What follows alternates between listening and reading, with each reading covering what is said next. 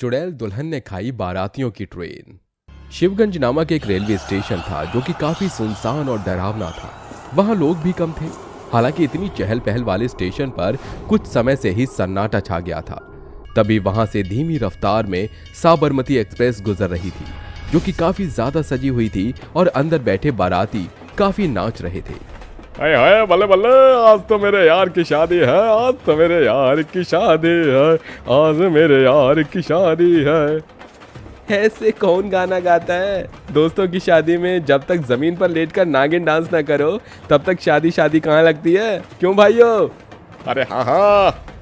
It's been long, तेरे बिन सुने परदेसी, नागिन गिन गिन गिन गिन गिन गिन, नागिन गिन गिन गिन गिन गिन गिन।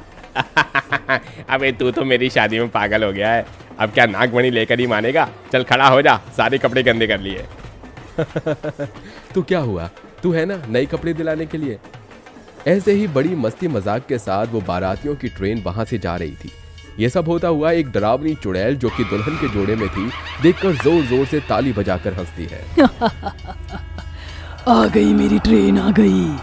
बहुत शोर मचाने का मन कर रहा है ना, उनकी खुशी को भी मैयत में बदल देती हूँ। इनकी मैयत करके फिलहाल बहुत भूख लगी है, अब मैं इसे खा जाऊंगी, किसी को नहीं छोड़ूंगी। तभी चुड़ैल उस पटरी पर जाकर इतने बड़े कद में आ जाती है कि अपनी शक्तियों से उस ट्रेन को रोक देती है और अपने बड़े बड़े हाथों से उठाकर धीरे धीरे पूरी ट्रेन को निकल जाती है। बाराती यात्री उसके पेट में इधर उधर गिरते हैं और घबरा जाते हैं। खा लिया मैंने इस ट्रेन को, किसी को नहीं छोड़ूंगी, सबको खा जाऊंगी। जो भी बारातियों की ट्रेन आएगी उसे मैं ऐसे ही निकल जाऊंगी। आखिर इतनी डरावनी दुल्हन के जोड़े वाली चुड़ैल बेसब्री से रेलवे स्टेशन पर बारातियों की ट्रेन का इंतजार क्यों कर रही थी, और क्यों इसने इतने सारे मासूम बेगुनाह लोगों को निगल लिया? इसके पीछे चुड़ैल का कोई दर्द है या कोई गहरी साजिश? ये जानने के लिए कहानी में कुछ समय पीछे चलते हैं, जहां मोहित और नताशा एक दूसरे को अपने हाथों से रसगुल्ला खिला रहे थे। अरे चलो चलो, बड़ा मुंह करो, मैं अपने हाथों से तुम्हें ये रसगुल्ला खिलाऊंगा। आहा, हो फो, तुम भी ना पहले वाला तो रसगुल्ला खाने दो, दूसरा खिला रहे हो, तुम खा लो, ये लो। हम दोनों के घर वाले राजी हो गए और अब हम लव प्लस अरेंज मैरिज करेंगे। हाँ बिल्कुल, तुम्हें पता है ना मेरा घर कितनी दूर है, तो तुम्हें बारात लेकर आनी पड़ेगी मेरे लिए, वो भी ट्रेन से इतनी दूर। अरे ये तो बहुत छोटी सी बात है, देखना मैं कितना बैंड बाजे के साथ तुम्हें ट्रेन से लेने आऊंगा। तुम दुल्हन बनकर मेरे लिए इंतजार करना। हाँ बिल्कुल, चलो मेरी ट्रेन का टाइम हो रहा है, मैं निकलती हूँ। चलो मैं भी तुम्हें रेलवे स्टेशन तक छोड़ने चलता हूँ। मोहित अपने होने वाली पत्नी को रेलवे स्टेशन तक छोड़ जाता है, जहां वो ट्रेन में बैठकर अपने घर लखनऊ चली जाती है। दरअसल नताशा लखनऊ से पढ़ाई करने मेरठ आई थी, जहां उसकी मुलाकात मोहित से हो जाती है। पढ़ाई करते करते वो मोहित को चाहने लगती है और मोहित भी उसे चाहने लगता है। 1 साल बाद दोनों शादी करने का फैसला करते हैं और अपने घर वालों को अपने रिश्ते की बात बता देते हैं।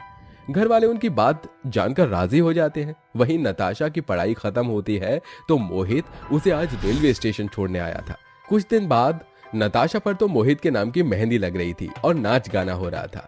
हो तेरे हत्था विच मेहंदी दा रंग खिला है, तुझे सपनों दा चंगा महबूब मिला है, मेरी बन्नो प्यारी प्यारी सारी दुनिया से न्यारी, इस डोली में तू ले जा डोलिया, आजा तू भी नाच।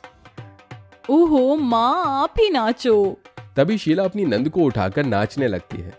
वहीं 2 दिन बीत जाते हैं। सुबह सुबह मोहित नताशा को कॉल करके कहता है, नताशा प्लेन में थोड़ा सा चेंज है, माँ ने कहा है एक प्राचीन मंदिर है, हमें वहां शादी करनी चाहिए, तो तुम मेरी ट्रेन में चढ़ जाना। बस हम दोनों अलग अलग बग्गी में रहेंगे, वहां से साथ में शिवगंज वाले स्टेशन पर उतारकर शादी करेंगे। ठीक है, मुझे मंजूर है, कौन सा हम इतनी बड़ी शादी कर रहे हैं। फिर अपनी माँ और सभी को यह सूचना दे देती है। कुछ देर बाद नताशा दुल्हन के जोड़े में तैयार हो जाती है और अपनी बेटी को देखकर नजर उतारती है। मेरी नन्ही सी बेटी कब बड़ी हो गई पता ही नहीं चला। हाय इतनी सुंदर लग रही है, नजर ना लगे। थु थु थु थु थु थु। वैसे तेरे पियाजी तुझे बड़ी दूर से लेने आ रहे हैं। कितने बजे निकलना है रेलवे स्टेशन? बस माँ, 1 घंटे बाद हमें निकलना है। 1 घंटे बाद मोहित बाराती दोस्तों के साथ नाचते गाते हुए मेरठ की तरफ पहुंचता है। दुल्हन नताशा भी ट्रेन की दूसरी बग्गी में बैठ जाती है। मुबारक हो तुमको ये शादी तुम्हारी, सदा खुश रहो ये दुआ है हमारी। अभी रुलाएगा क्या? आज खुशी का दिन है और मैं रोना नहीं चाहता। बस जल्दी से नताशा ट्रेन में चढ़ जाए। दोनों अलग अलग एक ही ट्रेन की बग्गी में थे। अगले स्टेशन पर पहुंचते ही 5 लुटेरे उस ट्रेन में चढ़कर धावा बोल देते हैं, जहां वो मोहित और उसके सारे बारातियों को मार देते हैं। फिर नताशा वाली बोगी में पहुंचकर नताशा और उसकी माँ की गर्दन पर चाकू रख के सारे पैसा, सोना, चांदी सब चुरा लेते हैं। देखो, मुझे वो पैसे और सब कुछ वापस कर दो। आज मेरी शादी है, मेरा मोहित इंतजार कर रहा होगा। ये सब वापस कर दो। ज्यादा शान पट्टी मत दिखा, ये सब अब हमारा है। ज्यादा बोली ना तो खत्म कर दूंगा। तू मुझे क्या खत्म करेगा? एक बार मेरी गर्दन से चाकू हटा, तुम सबको मैं एक एक करके खुद मार डालूंगी। देखो, मेरी बच्ची को छोड़ दो। तुमने ये सब तो ले ही लिया, हमें बख्श दो। आज इसकी शादी है। अब हम तुम्हें नहीं छोड़ेंगे। इस दुल्हन की ज्यादा जुबान चलती है, पर ये नहीं जानती कि इसके दूल्हे को तो हमने पहले ही मार दिया है। अब क्या शादी करेगी? इसका दूल्हा तो पहले ही टाटा बाय बाय हो गया। नहीं, ऐसा नहीं हो सकता। तुम ऐसा नहीं कर सकते। मैं तुम्हें छोड़ूंगी नहीं। गुस्से में नताशा एक आदमी के दोनों टांगों के बीच जोर से मारती है, जिससे उन सबको बहुत गुस्सा आता है। वो लुटेरे पूरी ट्रेन में जगह जगह बम लगाकर एक पानी के पुल आने पर पानी में कूद जाते हैं। तभी पूरी ट्रेन ब्लास्ट हो जाती है, जिसमें नताशा की अकाल मृत्यु हो जाती है। मार डाला ना उन लोगों ने। अब मैं किसी को नहीं छोड़ूंगी। मेरी शादी नहीं हुई तो किसी की भी नहीं होने दूंगी। मार दिया ना मेरे मोहित को। ऐसा कहकर चुड़ैल रेलवे स्टेशन के आसपास वाले हर रेलवे स्टेशन पर आती हुई बारातियों की ट्रेन पर नजर रखती है, और जब भी कोई सजी हुई ट्रेन वहां से गुजरती है तो चुड़ैल तुरंत विशाल रूप में आकर उसे निगल लिया करती थी। जब ये सब कुछ बहुत ज्यादा हो जाता है, रेल अधिकारियों को ढेर सारी ट्रेन और मासूम लापता लोगों के बारे में पता चलता है, तो एक रेलवे अधिकारी शिवगंज वाले रेलवे स्टेशन पर तांत्रिक को बुला लेता है। तांत्रिक बाबा, अब तो आप ही कुछ कर सकते हैं। ऐसे हमें बहुत नुकसान हो रहा है और बहुत लोग अपने परिवार के लिए बेबस हो गए हैं। आप बताइए क्या हो सकता है? तुम चिंता मत करो, दिव्य शक्तियों से मैंने सब कुछ ज्ञात कर लिया है। अब उसे बुलाने की बारी है। ओम ह्रीम क्रीम चामुंडाय विच्चे नमः फट स्वाहा। हे चुड़ैल, मेरे सामने प्रकट हो, प्रकट हो। तांत्रिक के मंत्र बोलते ही भस्म यज्ञ में डालते हैं, चुड़ैल के बनाए घेरे में प्रकट हो जाती है। हिम्मत कैसे हुई तेरी, 2 कौड़ी के डायनासोर जैसी शक्ल के तांत्रिक, मुझे यहाँ कैद करने की? छोड़ मुझे, छोड़। तूने इतने सारे मासूम लोगों को कैद कर रखा है, तुझे तो सजा मिलनी चाहिए। मैं चाहूं तो तुझे अभी भस्म कर सकता हूँ। तेरी व्यथा को जानता हूँ।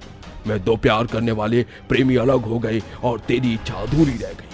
मासूम लोगों की जान लेकर उनके साथ ऐसा करके तुझे क्या मिलेगा? तेरी आत्मा तब भी भटकती रहेगी। बेहतर होगा तू अपनी माँ को संभाल, अपने होने वाले पति के पास पहुंच जा और सब लोगों को आजाद कर दे। नहीं, मैं ऐसा नहीं करूंगी। तो फिर मरने के लिए तैयार हो? नहीं, मुझे मत मारो, मैं खुद चली जाऊंगी। मुझे अपनी गलतियों का आभास हो गया है। मैं उन सब लोगों को छोड़ दूंगी। फिर तांत्रिक की बात सुनकर चुड़ैल विशाल रूप में आकर एक एक करके सभी बारातियों को अपने मुंह से रिहा कर देती है, जिसके बाद अपनी मर्जी से वो मुक्त हो जाती है और सभी बाराती अपने घर वापस लौटकर खुशी खुशी रहने लगते हैं। संग्राम नगर के रेलवे स्टेशन पर रात के 3 बजे बड़ी ही हलचल सी थी। ओए नाचो नाचो, आज मेरा बर्थडे है। Happy birthday dear. बोलो, मैं तुम्हें क्या तोहफा दूं? कुछ भी तो, बस वो लजीज होना चाहिए। आहा। स्टेशन पर आधी रात को एक भूतिया बर्थडे पार्टी चल रही थी।